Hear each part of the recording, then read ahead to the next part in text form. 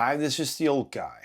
Today I'm gonna shoot everything on an action camera, and I'm gonna pick the cheapest one, or the cheapest one I would recommend, because you can get cheaper ones, but I don't think there's a point in going cheaper.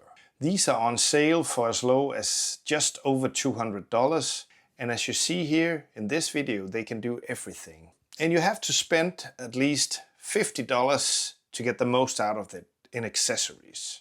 The headshot here is probably the thing where these action cameras are the least good, but they can manage. And I found a way to make the angle of view a little more tight, so you don't get the 12 or 14 degrees and instead gets an 20 or 24 like this is. But if you have to make this option affordable, there's some cons to this too, as I'll come back to later. But where this camera shines is not in the talking head like this. No, it's for the small stories where you don't have room for a big camera. Like this story. It's under 2 minutes long, but if you don't want to watch it, you can skip it. There's chapters in the description. This pop knit button popped for me after Christmas.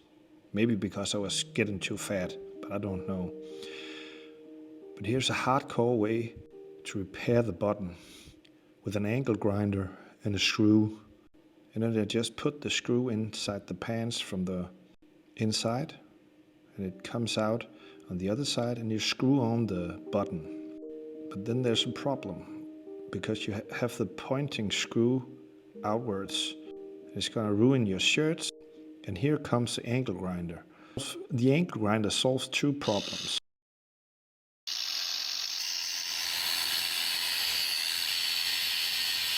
Cutting down the screw's pointy edge, and afterwards you can flatten it out to make it hold the button better.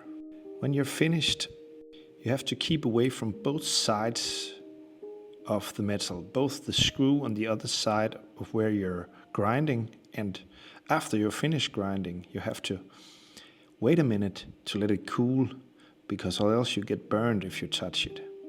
But here's the finished results.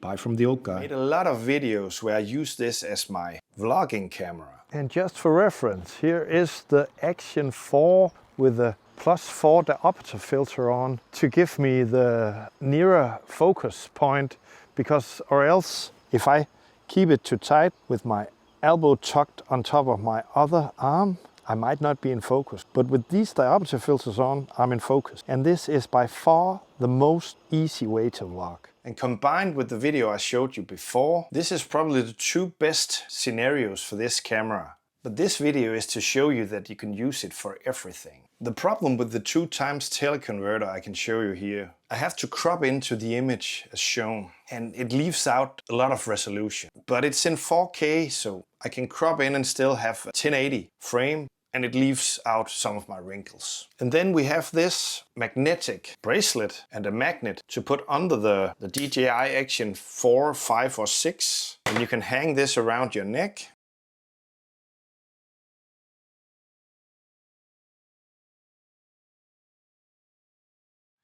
You can get a harness as well to make it more stable. Then we have this tripod, which for vlogging is good, and then you can put it down. You can just use this magnet. It's good as a tripod too. You can put it down on any surface if it's magnetic. You can hang it on the wall too.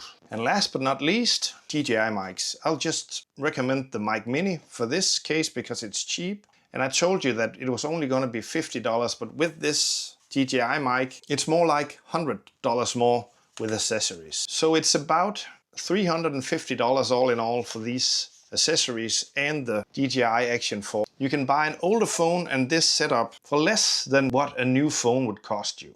And the most important accessory I have is the Diopter filter. That makes it possible to focus closer. And for vlogging, that's a must, because the sensor sizes gets bigger in these, and this sensor in the Action 4 is so big that if you put it too close to your face, like this, then you might not be in focus. By putting a Diopter filter on, you have a close focusing lens.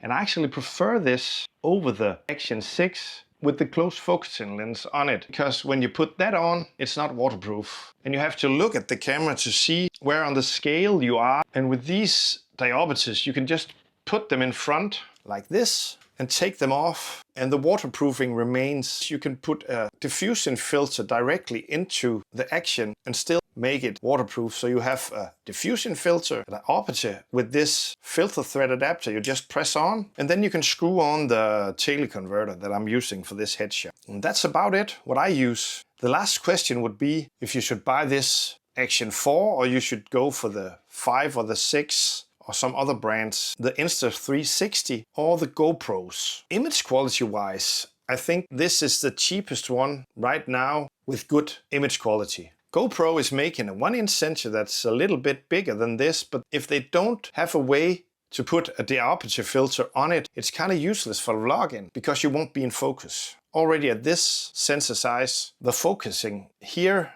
is soft if you don't have a diopter or close focusing filter, as they call it on the Action 6. But I would actually skip the Action 6 and just get this solution with a filter thread adapter and a diopter. And you can have different diopters hooked up with a filter thread adapter and then just change them for the intent. There might be some reasons to get the Action 5 instead of the 4. The internal memory and the ability to hook up 2 mics might be reasons to choose the 5, because it's the same accessories for the 4 and 5, so you can mix them. But the Action 4 is sufficient for me, so I have 2 of these instead. To sum it up, these are the cheapest, most versatile tools as a YouTuber, and you decide if it can be used for everything, like in this video. Bye from the old guy.